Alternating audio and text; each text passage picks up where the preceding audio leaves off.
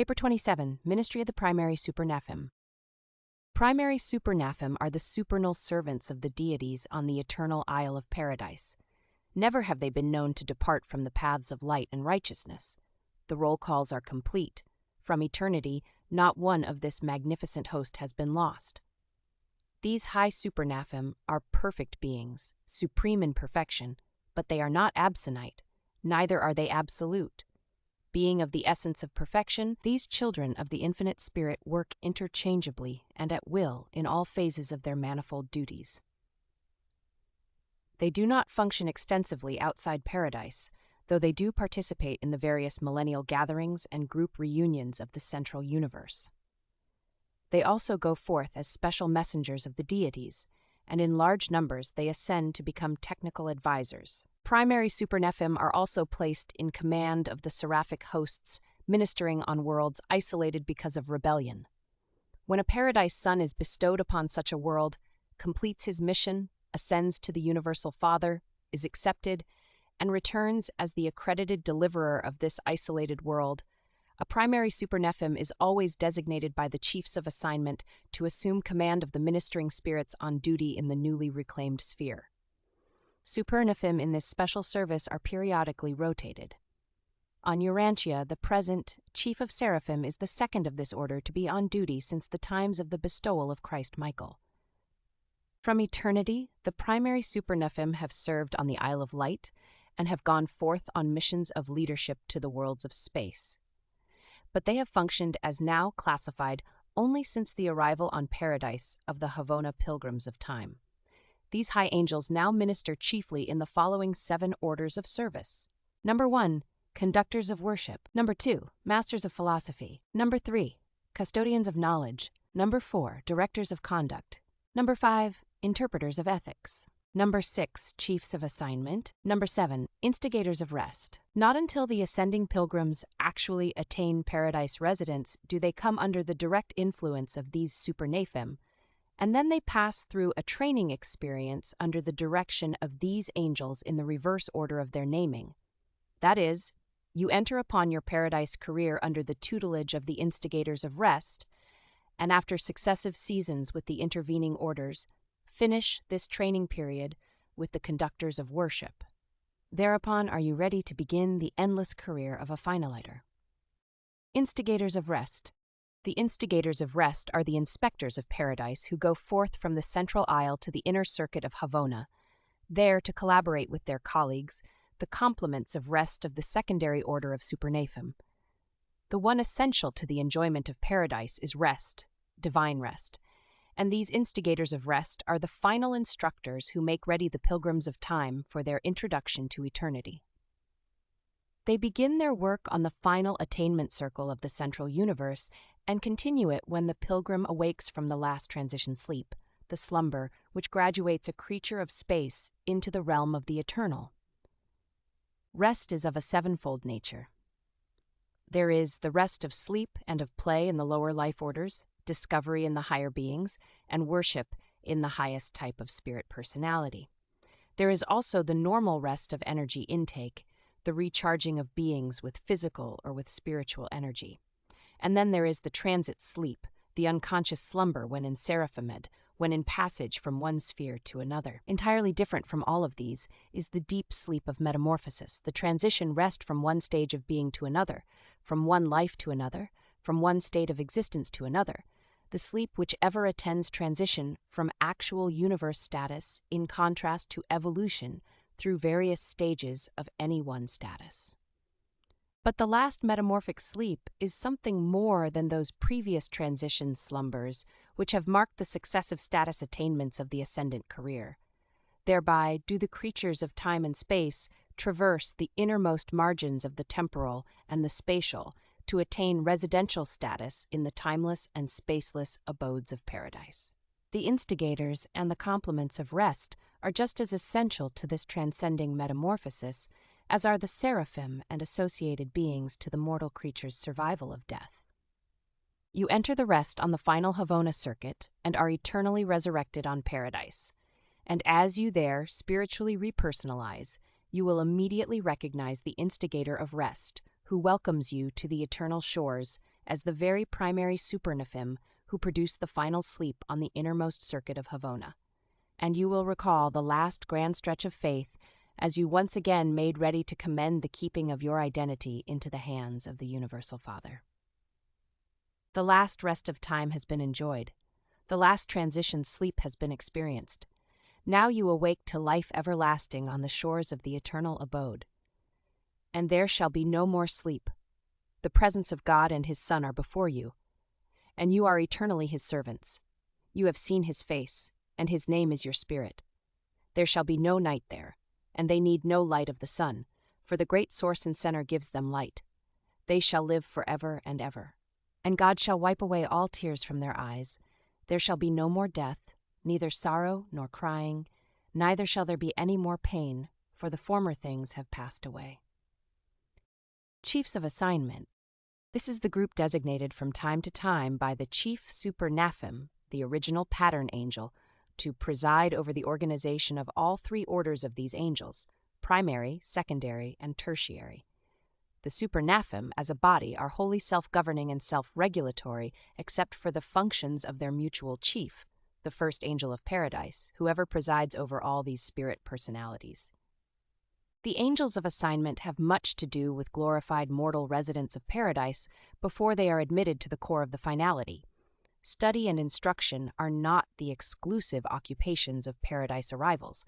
Service also plays its essential part in the pre-finaliter educational experiences of paradise. And I have observed that when the ascendant mortals have periods of leisure, they evince a predilection to fraternize with the reserve corps of the superaphic chiefs of assignment. When you mortal ascenders attain paradise, your societal relationships involve a great deal more than contact with a host of exalted and divine beings, and with a familiar multitude of glorified fellow mortals. You must also fraternize with upwards of 3,000 different orders of paradise citizens, with the various groups of the transcendentalers, and with numerous other types of paradise inhabitants, permanent and transient, who have not been revealed on Urantia. After sustained contact with these mighty intellects of paradise, it is very restful to visit with the angelic types of mind. They remind the mortals of time of the seraphim, with whom they have had such long contact and such refreshing association. Interpreters of ethics. The higher you ascend in the scale of life, the more attention must be paid to universe ethics. Ethical awareness is simply the recognition by any individual of the rights inherent in the existence of any and all other individuals. But spiritual ethics far transcends the mortal and even the Urantia concept of personal and group relations. Ethics has been duly taught and adequately learned by the pilgrims of time in their long ascent to the glories of paradise. As this inward ascending career has unfolded from the nativity worlds of space, the ascenders have continued to add group after group to their ever-widening circle of universe associates. Every new group of colleagues met with adds one more level of ethics to be recognized and complied with, until, by the time the mortals of ascent reach paradise, they really need someone to provide helpful and friendly counsel regarding ethical interpretations. They do not need to be taught ethics, but they do need to have what they have so laboriously learned properly interpreted to them, as they are brought face to face with the extraordinary task of contacting with so much that is new. The interpreters of ethics are of inestimable assistance to the paradise arrivals in helping them to adjust to numerous groups of majestic beings during that eventful period, extending from the attainment of residential status to formal induction into the core of mortal finaliters. Many of the numerous types of paradise citizens the ascendant pilgrims have already met on the 7 circuits of Havona. The glorified mortals have also enjoyed intimate contact with the creature trinitized sons of the conjoint core on the inner Havona circuit, where these beings are receiving much of their education. And on the other circuits, the ascending pilgrims have met numerous unrevealed residents of the Paradise Havona system who are there pursuing group training in preparation for the unrevealed assignments of the future. All these celestial companionships are invariably mutual. As ascending mortals, you not only derive benefit from these successive universe companions and such numerous orders of increasingly divine associates, but you also impart to each of these fraternal beings something from your own personality and experience, which forever makes every one of them different and better for having been associated with an ascending mortal from the evolutionary worlds of time and space. Directors of Conduct? Having already been fully instructed in the ethics of paradise relationships, neither meaningless formalities nor the dictations of artificial castes, but rather the inherent proprieties, the ascendant mortals find it helpful to receive the counsel of the superaphic directors of conduct, who instruct the new members of Paradise Society in the usages of the perfect conduct of the high beings who sojourn on the central isle of light and life. Harmony is the keynote of the central universe, and detectable order prevails on Paradise. Proper conduct is essential to progress by way of knowledge, through philosophy, to the spiritual heights of spontaneous worship. There is a divine technique in the approach to divinity, and the acquirement of this technique must await the pilgrim's arrival on Paradise. The spirit of it has been imparted on the circles of Havona, but the final touches of the training of the pilgrims of time can be applied only after they actually attain the Isle of Light. All Paradise conduct is wholly spontaneous, in every sense natural and free. But there still is a proper and perfect way of doing things on the Eternal Isle, and the directors of conduct are ever by the side of the strangers within the gates, to instruct them and so guide their steps as to put them at perfect ease, and at the same time to enable the pilgrims to avoid that confusion and uncertainty which would otherwise be inevitable. Only by such an arrangement could endless confusion be avoided, and confusion never appears on Paradise. These directors of conduct really serve as glorified teachers and guides.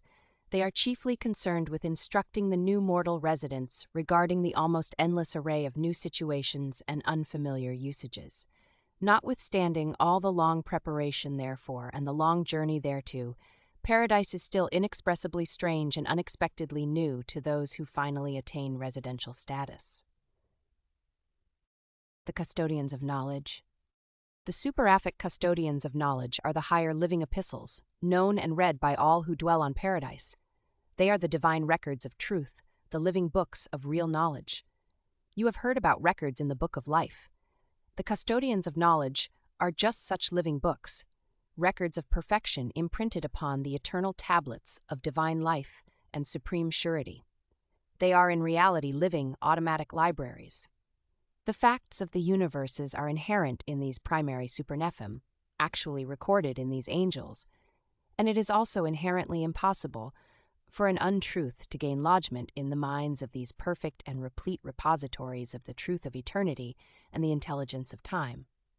These custodians conduct informal courses of instruction for the residents of the Eternal Isle, but their chief function is that of reference and verification. Any sojourner on Paradise may at will have by his side the living repository of the particular fact or truth he may wish to know. At the northern extremity of the isle there are available the living finders of knowledge who will designate the director of the group holding the information sought. And forthwith will appear the brilliant beings who are the very thing you wish to know.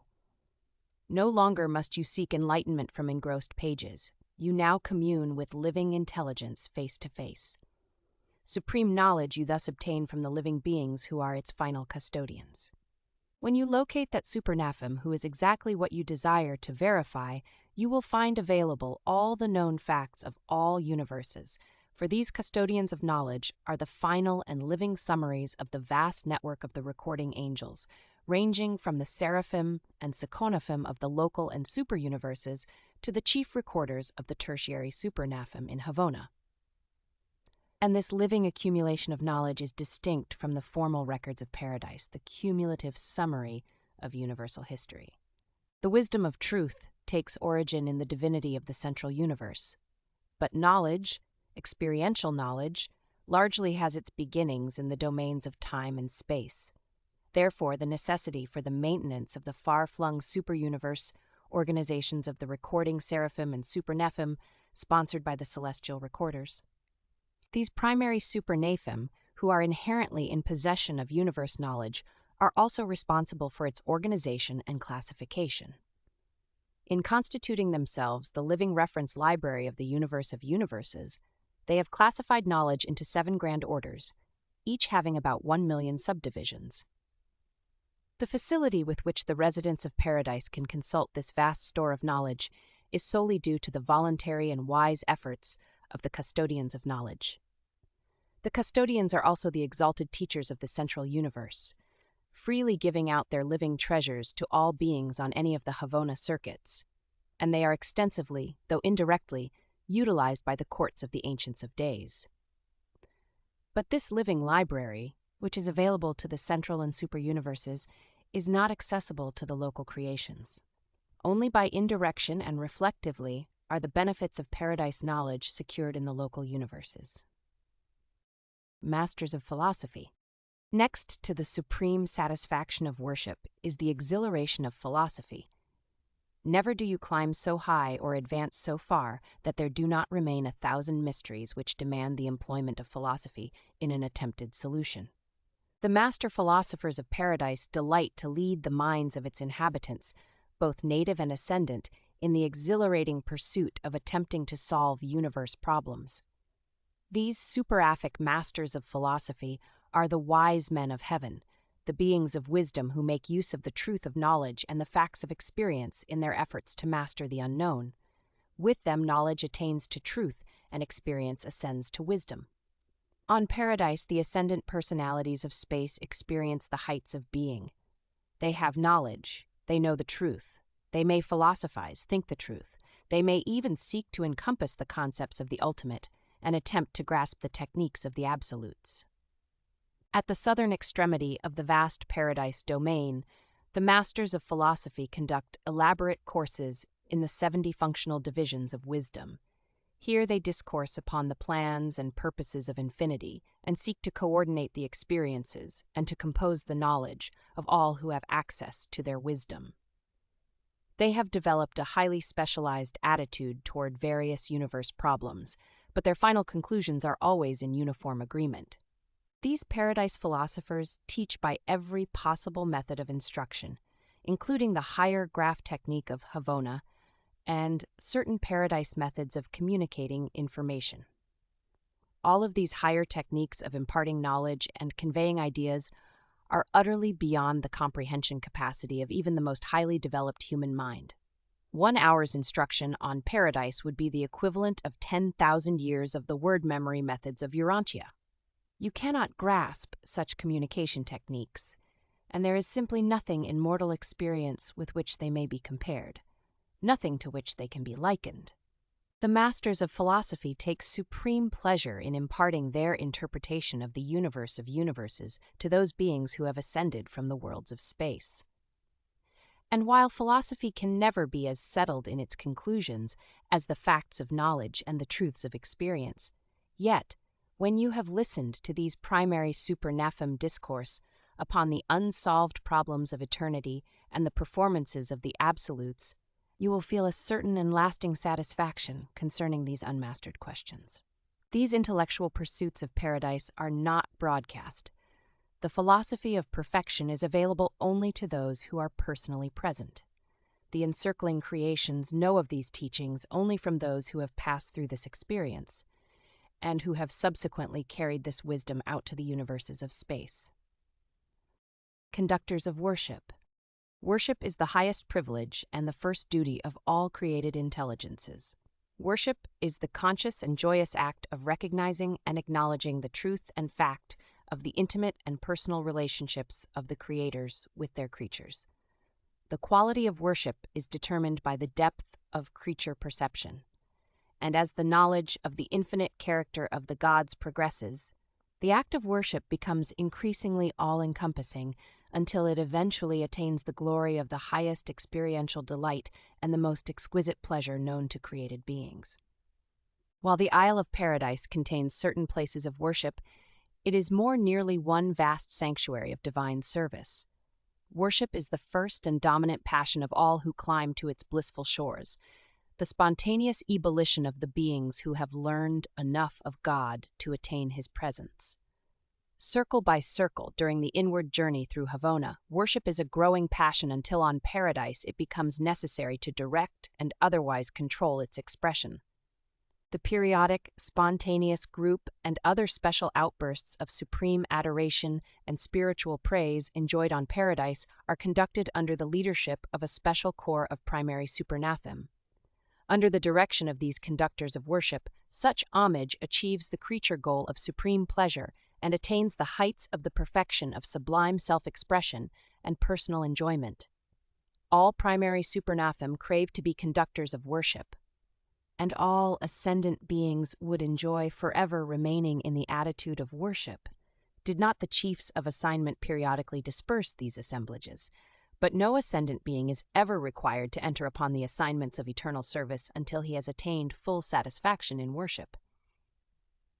It is the task of the conductors of worship so to teach the ascendant creatures how to worship, that they may be enabled to gain this satisfaction of self-expression, and at the same time be able to give attention to the essential activities of the Paradise regime.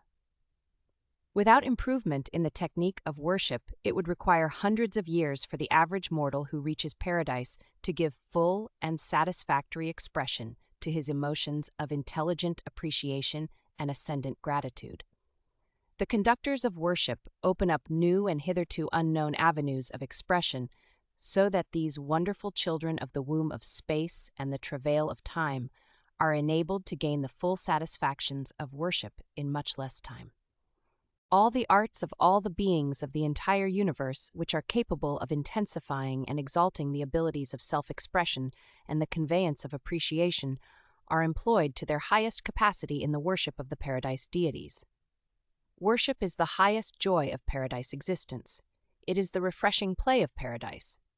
What play does for your jaded minds on earth, worship will do for your perfected souls on Paradise.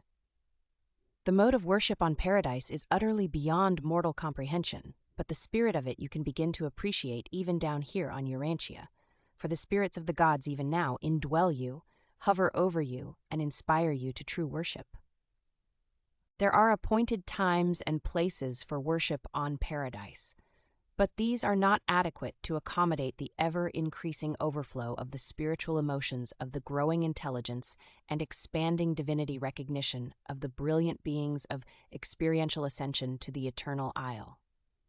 Never since the times of Grandfanda have the Supernaphim been able fully to accommodate the spirit of worship on Paradise. Always is there an excess of worshipfulness as gauged by the preparation, therefore.